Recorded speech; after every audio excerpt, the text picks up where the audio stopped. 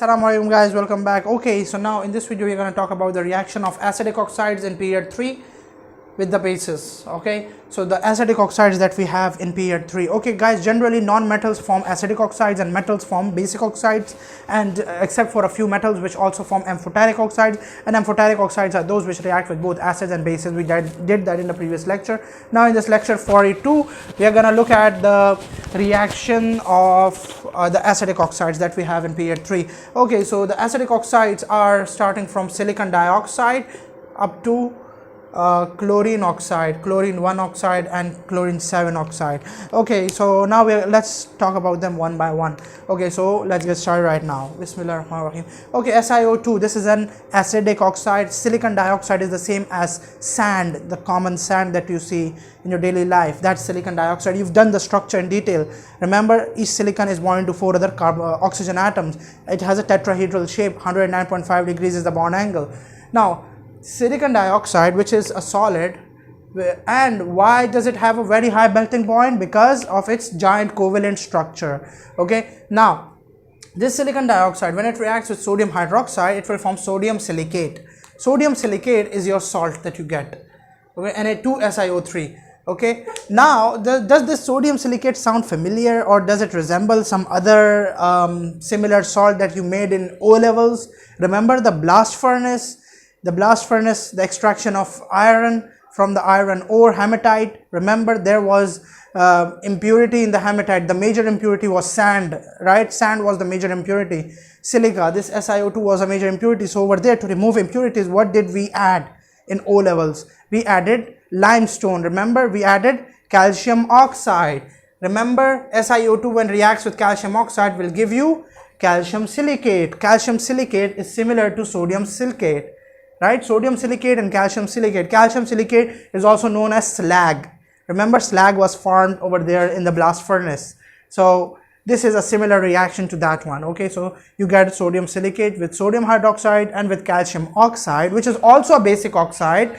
You get calcium silicate, which is actually slag. Then and by the way, this can be a question, still it can be a question, that while extracting iron from iron ore, what is the major impurity? It's silica. And how is it removed? By adding calcium oxide, and I'm assuming most of you might know that. And the place where this reaction takes place is called the blast furnace. Now this was about the first oxide, silicon dioxide. And remember, silicon dioxide is an acidic gas, and we did it previously that silicon dioxide is insoluble in water. Okay, now let's move on. Sulfur dioxide. Sulfur dioxide is also an acidic gas, and remember in the previous lecture we did when sulfur dioxide dissolves in water, it forms sulfurous acid, right? And sulfur dioxide can be oxidized to sulfur trioxide in the contact process as well as in the atmosphere, right? And the catalyst used for this oxidation was vanadium pentoxide. Okay, anyways, we'll be doing that in detail later on. Now sulfur dioxide, when it reacts with sodium hydroxide, this is very important guys, it is sulfur dioxide. Whenever it reacts with sodium hydroxide, it forms sodium sulfite, not sodium sulfate. Okay, Na2SO3. This is not SO4, this is SO3 plus water. Okay, and I balanced it as well. Okay, so sodium sulfite plus water is formed when sulfur dioxide reacts with sodium hydroxide. Then coming to the third reaction, sulfur trioxide. Sulfur trioxide, what's the significance of these gases, sulfur containing gases? The environmental significance: acid rain. Remember from your O levels, it's sulfur trioxide that dissolves in water to produce sulfuric acid, rainwater basically, which produces acid rain. And sulfur dioxide as well can dissolve directly into the rainwater, producing acid rain, producing sulfurous acid. Now both are acidic gases. When they react with alkalis, they produce salt and water. With sulfur trioxide, it is sodium sulfate. With sulfur dioxide, it's sodium sulfite. Okay, just mind this term, that there is a difference of just one oxygen atom in both the formulas, and the examiner loves to give this equation on the exam, the second one. Okay, the third one is quite obvious, and the students will write sodium sulfate, but most of the students actually, what they don't realize that there is a difference in the atom of number of oxygen atoms in there. Okay, now coming to the oxides of phosphorus, phosphorus 5 oxide and phosphorus 3 oxide. And by the way, why is this 5 and why is this 3? Because their oxidation numbers of phosphorus in both the oxides is different. It's +5 over here and +3 over here. Now when it reacts with sodium hydroxide, they produce sodium phosphate with P4O10, meaning the more oxidized form, it produces sodium phosphate in water. But with P4O6, the less oxidized form, the one which has lesser oxygen, it will produce sodium phosphite.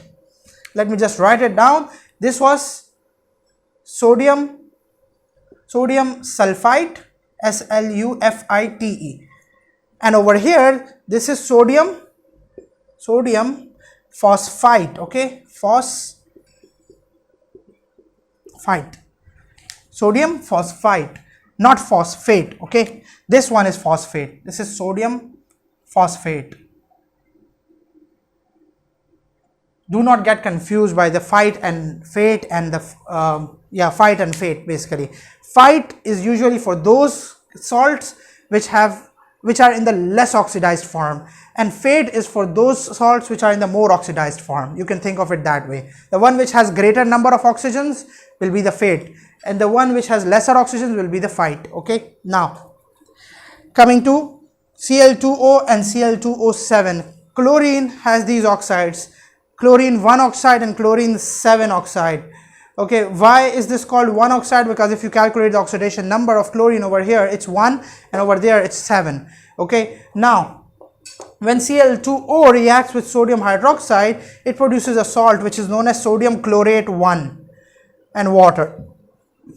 Sorry. Okay, sodium chlorate, NaClO, this is the formula, and water. 2 moles of sodium chlorate are formed when it reacts with 2 moles of sodium hydroxide. Okay, balancing, of course I don't need to revise that, you guys know that. Okay, then coming to Cl2O7. Cl2O7 is chlorine 7 oxide. Okay, when it reacts with sodium hydroxide, it produces sodium chlorate 7, NaClO4, NaClO4 plus water. Okay, and 2 moles of sodium hydroxide are reacting with 2 moles of sodium chlorate plus water. And I've written down the names of sodium chloride and chlorate as well on top over here. Sodium chlorate is NaClO1.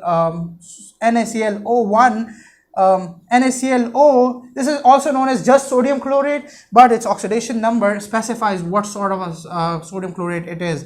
Okay, and this oxidation, this 1 is actually the oxidation number of this chlorine over here. Okay, and in this case it's 7, it's +7, and this completes the reactions of acidic oxides with bases. And of course we don't need to do the reactions of acidic oxides with the acids, because it makes sense. They'll be unreactive. Acids don't react with acids and bases don't react with bases. They must be opposite things reacting with one another, acid and a base. Okay, so yeah, meet you in the next lecture.